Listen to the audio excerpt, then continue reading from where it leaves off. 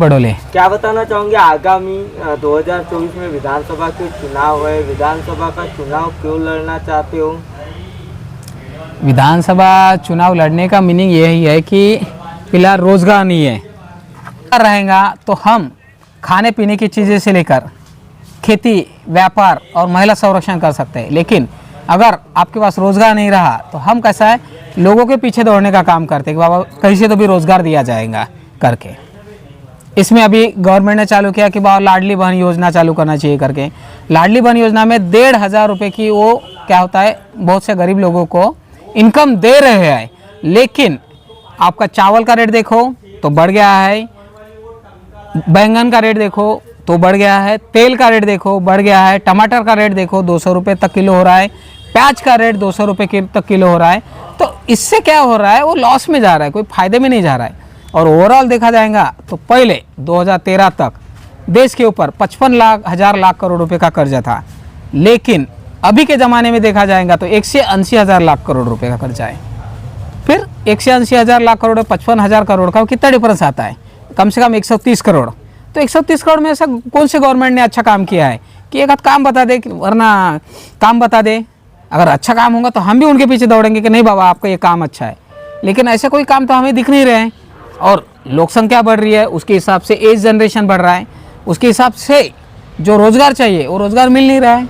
जहाँ बोले वहाँ प्राइवेट एजुकेशन तैयार हो रहा है, प्राइवेट एजुकेशन तो तैयार हो रहा है, लेकिन उसमें जो रिजर्वेशन चाहिए था ओबीसी SC ST का वो नहीं मिल रहा है। क्या बताना चाहोगे, एक तरफ आप गोंदिया विधानसभा चुनाव लड़ने की बात करते हो, आपके आमने सामने अगर देखी जाए बात तो भारतीय कांग्रेस पार्टी मैदान में है, एक तरफ देखा जाए तो भारतीय जनता पार्टी के उम्मीदवार मैदान में है, महाविकास आघाड़ी महायुति गठबंधन के जो दो पक्ष के उम्मीदवार आपके सामने खड़े हैं और उसी बीच आप निष्पक्ष लड़ने जा रहे हो। देखो देखा जाएगा ना तो कांग्रेस और भाजपा उन्होंने जो कैंडिडेट खड़ा किया है वो 50 से 15 में से है, यानी 15 में से जो मारवाड़ी, सिंधी, गुजराती, ब्राह्मीण्स ऑल दैट आते हैं।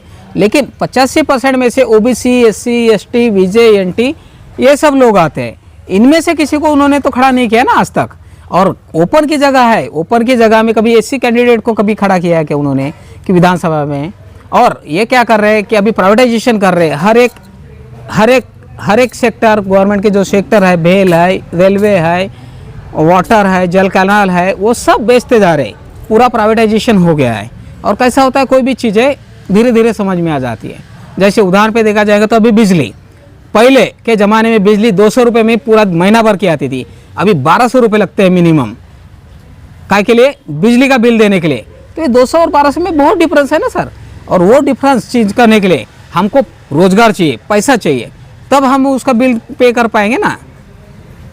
आप छत्तीसगढ़ से आते हो? जी, देवगांव छत्तीसगढ़ से देवगांव, आते हो। हाँ। और देवगांव छत्तीसगढ़ से जो आप आते हो, हाँ, आप यहाँ के लोकल नहीं हो। हाँ हम 25 से 30 साल से देख रहे हैं जी, यहाँ पर आज तक के जैसा बीजेपी पार्टी नहीं। हाँ, पहले टर्म में 10 साल यहाँ पर शिवसेना आई, फिर उसके बाद में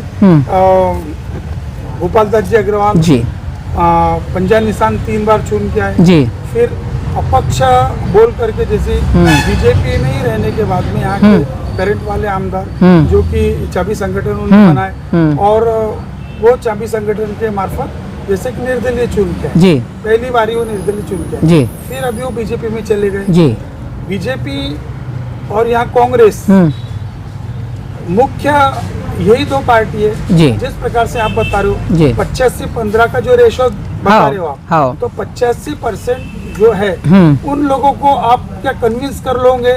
क्या आप एक निर्दलीय, आपको ऐसा लगता है कि इतने बड़े बड़े लोगों के बीच में आप खड़े रहने के बाद क्या आप सही में चुन के आ सकते हो क्या?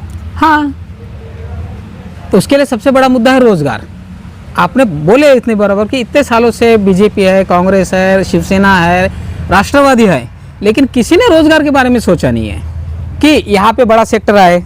गोंदिया में एक आ रहा था, मेरे को लोगों ने बताया कि सर यहाँ पे स्टील प्लांट आ रहा था, लेकिन राष्ट्रवादी पार्टी के जो बड़े नेता है उन्होंने यहाँ से सेक्टर बाहर भगा दिया है।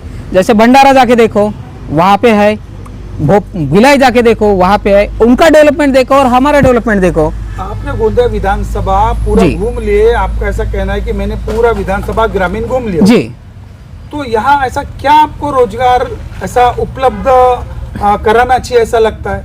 और आपको गोंदिया विधानसभा की जनता ने अगर चुन के दिया, हाँ। तो कौन सा आपके पास में ऐसा नया विजन है? आप गोंदिया की विधानसभा की जनता के लिए क्या करोगे आप? देखो, सबसे पहला है रोजगार और दूसरा पहला है शिक्षण।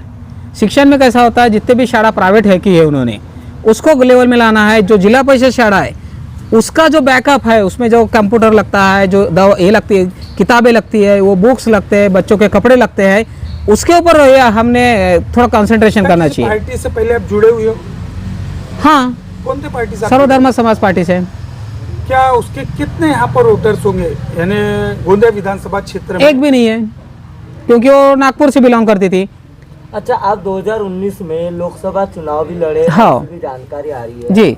आप लोकसभा चुनाव लड़ने के बाद, बात तो कहने नहीं चाहिए, लेकिन आपका पराभव हुआ। उसके बाद ठीक मैदानी जंग में गोंदिया विधानसभा चुनाव लड़ रहे हो। क्या लग रहा है आपको कि जनता आपको प्रतिशत दे पाएंगी विधानसभा की बात में? एक तरफ देखा जाए तो आज से 5 साल पहले गोंदिया विधानसभा क्षेत्र में चाबी की लहर चल बैठी जी। और जो कि चाबी संगठन के विधायक चुनकर आए। जी, देखिए, चाबी संगठन अभी जो इसके पहले था उन्होंने कहाँ रोजगार किया है?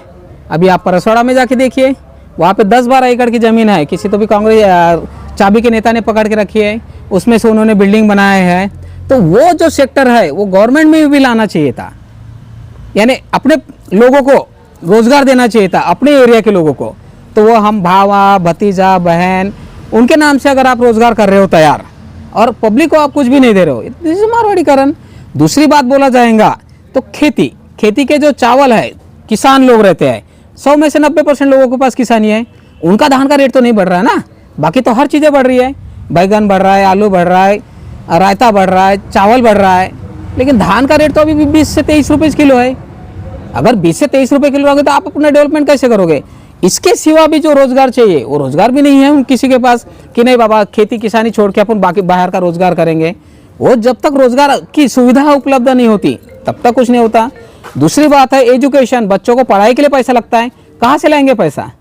आप बोले प्राइवेटाइजेशन के आपने बड़े बड़े कॉन्वेंट निकाले हैं, वो भी अगर प्राइवेट में कॉन्वेंट पढ़ाएंगे फिर भी 12वीं के बाद रोजगार नहीं है। कोई भी आज तक गोंदिया से अभी 10-15 सालों में क्लास 1 क्लास 2 में कोई सिलेक्शन नहीं है कहीं पे भी। एमपीएससी की एग्जाम एक दिन पहले कैंसिल होते जा रही है। हम कैसे बोल सकते हैं कि हमारे पास डेवलपमेंट है, हमारे पास रोजगार है, हम बच्चों को अच्छे पढ़ा रहे हैं, ये बातें? या फिर हमारी खेती किसानी अच्छी हुआ, हमको रेट अच्छा मिल रहा है, हमारा दूध का रेट अच्छा है, या हमारा चावल का रेट अच्छा है, या हमारा गेहूँ का रेट अच्छा है, ये तो कोई चीज़ें नहीं हो रही है।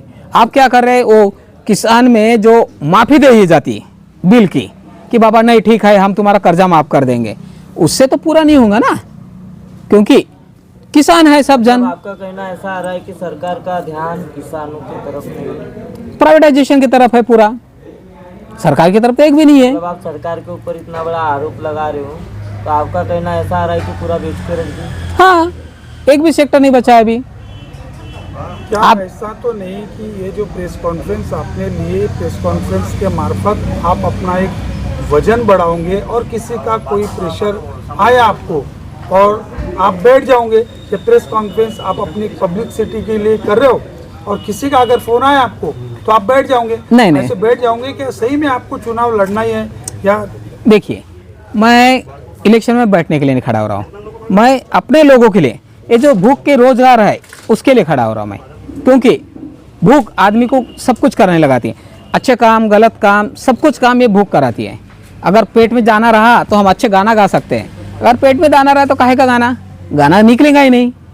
और किसी का फोन आया इसका ये थोड़ी मीनिंग है कि हम बैठ जाएंगे। भाई इसके पहले भी बोल रहे थे मेरे को 19 में कि लोकसभा में नितिन गडकरी के सामने आप खड़े हो रहे हैं, तब मुझे समझता नहीं था, क्योंकि पब्लिक में जाना बहुत सबसे इंपॉर्टेंट है। आप अगर 10 पब्लिक रहेंगे, 10 में बोलूँगा मैं, 5 जन तो बोलेंगे कि नहीं सर बराबर है करके, वो 5 जन का 50 जन करता है। हम ऐसे नहीं चाहते कि बाबा हम बड़े हो जाए या जीत जाए, लेकिन मेरी जो जनता है उसको मैं सच्चाई क्या है वो बताना चाहता हूँ। गोंदिया विधानसभा जनता को आप क्या संदेश देना चाहते हैं?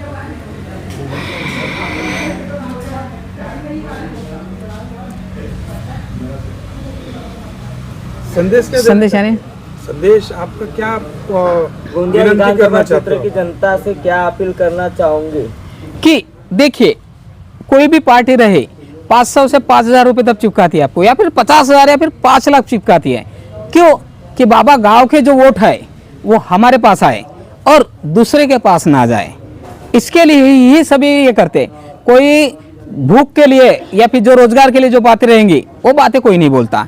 5 से लेकर 50,000 देते थे, उससे सावधान रहिए। और जो लाडली कर बहन योजना बोले हैं, आप लाडली बहन योजना के पैसे तो ले रहे, लीजिए, मैं नहीं बोल रहा हूँ, लेकिन जो खाने पीने की चीजें हैं उसके रेट बढ़ रहे हैं। जो 10 रुपये किलो था अभी 200 रुपये किलो है।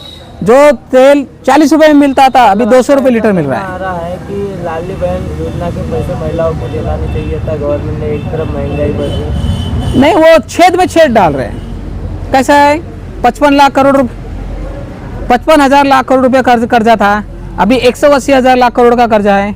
अगर ये कर्जे से अगर देखा जाएंगे और डिवाइड बाय 145 मिलियन लोगों को देखा जाएंगे तो हमारा कहाँ डेवलपमेंट हुआ? कुछ मारवाड़ियों का हुआ है।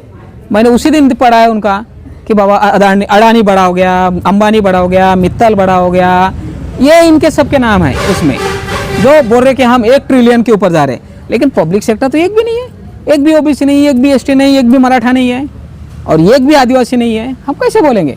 दूसरी बात एक है, एससी एसटी में सबसे बड़ा छेद हो गया है।